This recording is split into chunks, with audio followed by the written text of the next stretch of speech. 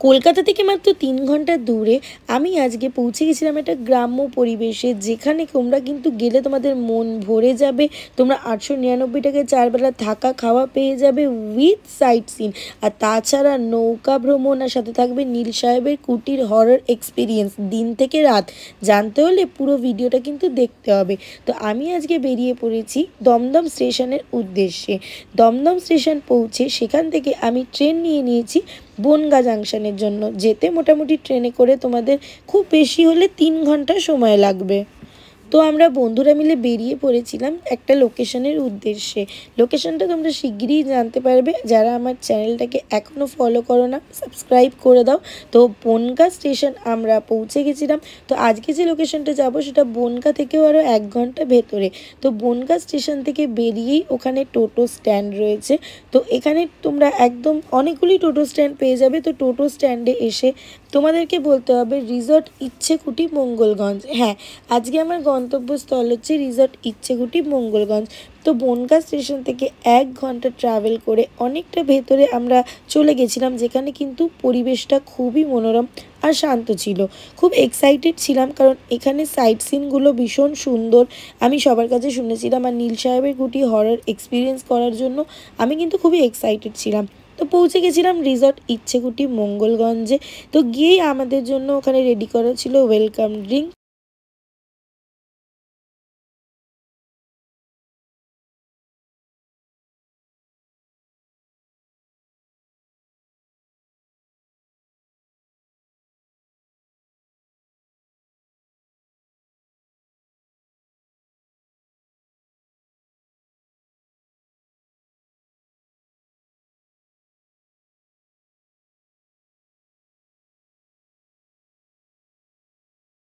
তো আমরা ছিলাম কটেজ রুমে। এখানে তোমরা দেখতে পাচ্ছ একটা কটেজ রুম রয়েছে। এখানে কিন্তু non AC, AC, tree house, মোটামুটি ৪ রকম টেন্ট হাউস, সামোসা কটেজ, অনেক রকম তোমরা কটেজ কিন্তু এখানে পেয়ে যাবে। সামোসা কটেজ আইডিয়াটা বেশ ইউনিক, আর লোকেশনটাও কিন্তু বেশ দারুণ। ওখানে আরও অনেক রুম তৈরি হচ্ছে ফিউচারের জন্য, ডাবল ডিলাক্স বেডরুম, আরও অনেক কিছু।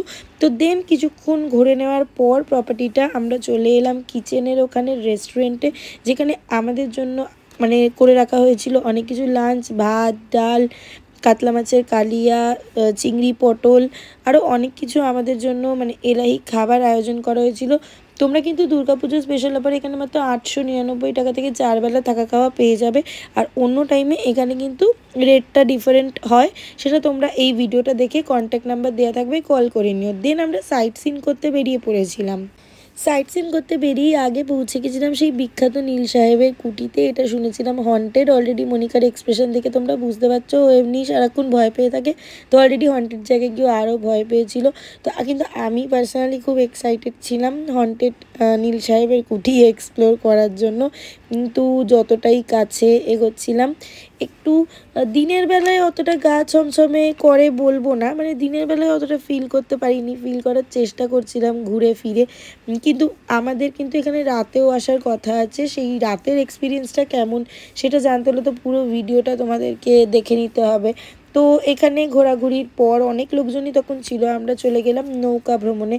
আর এটা আমার লাইফে ফার্স্ট টাইম মানে নৌকা রাইড ছিল। আর আমার বন্ধুরাই জানে যে আমি কতটা ভয় পেয়েছি। এখানে তোমরা যে দেখছো এত সুন্দর করে আমি শর্ট দিচ্ছি, বুকে হার্টবিট হাই থেকে চেপে রেখে কীভাবে শর্ট দিতে হয় সেটা আমি জানি কীভাবে ভিডিও করেছিলাম। মানে নৌকাটা যখন দুলছিল আমার মনে হচ্ছিলো আমি বোধহয় পড়ে যাব। তো যাই হোক, সাইট সিন করে ফিরতে ফিরতে আমাদের সন্ধে হয়ে গেছিলো। এখানে কিন্তু রাতের পরিবেশটাও বেশ মায়াবী, বেশ নিয়ন লাইটস ছিল, হেভি লাগছিলো মোটামুটি দেখতে। দেন আমরা মোটামুটি পুরো সারাদিন পর অনেকটাই টায়ার্ড হয়ে গেছিলাম। কিন্তু টায়ার্ড হলেও তো হওয়া যাবে না, কারণ এই যে বললাম তোমাদেরকে যে এক্সাইটেড ছিলাম। খাওয়া দাওয়া করে মানে স্ন্যাক্স করে আমরা চলে গেছিলাম আবার নীল সাহেবের কুটির উদ্দেশ্যে। তো বেরিয়ে পড়েছিলাম আমরা জঙ্গল দিয়ে, পুরো অন্ধকার রাস্তা ছিল, কিছুই দেখতে পাওয়া যাচ্ছিল না। হয়তো সাপ খোপ থাকলেও দেখতে পাওয়া যাবে না, বাট যাই হোক মানে এত সুন্দর একটা জায়গায় এরকম একটা অ্যাডভেঞ্চারাস ট্যুর মাঝে মাঝে তো করতে হয়, করতে ইভেন খুবই ভালো লাগে। মানে এখানে কিছু কিছু ক্ষেত্রে না মানে এতটাই অন্ধকার ছিল যে মোবাইলে উইদাউট এনি লাইট বা ফ্ল্যাশ লাইট দিয়েও আমাদের পক্ষে মানে পসিবল হয়ে উঠছিল না জায়গাটা কভার করা, বাট তাও মানে তোমরা বুঝতে পারছো ওরা ফ্ল্যাশ লাইট মারলে ঠিক আমাদের মুখে এসে পড়ছে। তাও আমি তোমাদেরকে ভিডিও করে দেখিয়েছি। তো আমাদের হাতে ছিল লণ্ঠন, একদম ঘুটঘুটে অন্ধকার। সত্যি বলতে রাত্রিবেলায় যদি ওই পরিবেশে যাও একা, তবে কিন্তু গা ছমছমে করবে, কারণ পুরো জঙ্গলের মধ্যে দিয়ে যেতে হবে। তো ও তো এত হাসি হাসি পোজ দিচ্ছিল, বাট এত হাসির মুখেও ছিল না। প্রচণ্ড অন্ধকার, মানে বলা হয় এখানে নীলকর সাহেবরা নীল চাষ না করলে মেরে ফেলা হতো চাষিদেরকে।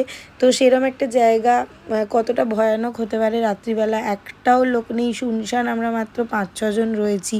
তার মানে তোমরা ভেবে নাও যে কতটা পরিমাণ মানে হন্টেড।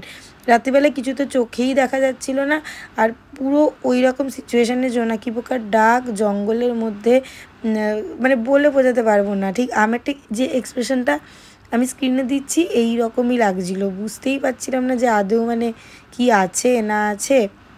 তো দেন পুরোটা ঘুরে দেখলাম। তোমরা অবশ্যই যারা যারা এই ভিডিওটা দেখে ইচ্ছেকুটির আসবে আমার এই ভিডিওটা দেখিও।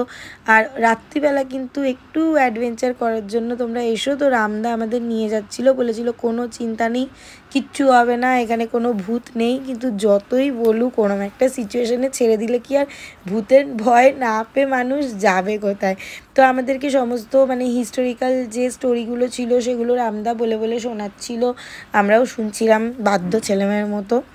আর তার মধ্যে আমাদের একটা ফ্রেন্ড তো এরকম সিচুয়েশানে প্রচণ্ড ভয় পেয়ে গেছিলো। দেখো আমিও অল্প বিস্তর ভয় পেয়েছিলাম, বাট খুব একটা ভয় পাইনি, কারণ এর আগেও আমার অনেকবার হন্টেড এক্সপিরিয়েন্স হয়েছে। তো ওখানে একটা সুড়ঙ্গ ছিল যেখান থেকে লাশ কেটে মেরে ফেলে ভাসিয়ে দেওয়া হতো। জাস্ট ইম্যাজিন করো, আমরা ওই সুড়ঙ্গটার কাছে দাঁড়িয়েছিলাম, আর সুড়ঙ্গটা এতটাই অন্ধকার, আর একটা জায়গা পুরো লক করে দেওয়া ছিল যেটা ইছামতি নদীতে গিয়ে ভাসে। তো সেই জায়গাটা মানে নেমে দেখানো পসিবল ছিল না, আর খুবই রিস্ক লাগছিল, ভূতের ভয়, প্রাণের ভয়, কারণ এত পুরনো মানে কোনো মানে নর্মাল কিছু সাপও থাকতে পারতো। তো মোটামুটি যতটা পসিবল হয়েছে সেটা আমার একটা বন্ধু গিয়ে ভিডিও করে এনেছে, রাজা গিয়ে ভিডিও করে এনেছিল যতটা পসিবল হয়েছে। এই হচ্ছে সেই সুড়ঙ্গটা, এখান থেকে লাশ মেরে ফেলে ইছামতি নদীতে ভাসিয়ে দেওয়া হতো। মানে ভাবো জাস্ট ওখান থেকে ওখানে যেতেই কতটা ভয় লাগছে, যে যদি মনে হয় ভেতর থেকে কিছু একটা উঠে আসে। এবার একটু গা ছমছমে করছিল ফেরার সময় এত কিছু দেখার আর গল্প শোনার পর। বাট ফিরেই আবার রামদার হাতে বানানো চিকেন মানে আমাদের জন্য রেডি ছিল, রুটি, আলু ভাজা, চিকেন। আর চিকেনটা এত মানে টেস্টি ছিল যে ভয়ানক অভিজ্ঞতা, ভূতের অভিজ্ঞতা সমস্ত কিছুই ভুলিয়ে দিয়েছিল। তো তারপরের দিনকে ব্রেকফাস্টে ছিল লুচি, আলুর দম আর গোলাপ জামুন, আমাদের জন্য রসগোল্লাও ছিল সাথে স্পেশালি রেডি করা। দেন ব্রেকফাস্ট কমপ্লিট করে আমরা মানে আমি চলে গেছিলাম ট্রি হাউস দেখতে। আমি তোমাদের আগেই বলেছিলাম যে এখানে ট্রি হাউস রয়েছে। ট্রি হাউসটা কিন্তু বেশ ইউনিক আইডিয়া আর বেশ সুন্দর। আমি ওপরটা উঠে দেখলাম, খুব সুন্দর একটা ভিউ রয়েছে। এখানে কারো একটা বার্থডে সেলিব্রেট করা হয়েছিল, তোমরাও তোমাদের স্পেশাল মানুষের সাথে এখানে বার্থডে সেলিব্রেট করতেই পারো। তাহলে কবে আসছো আমাকে কমেন্ট করে জানিও।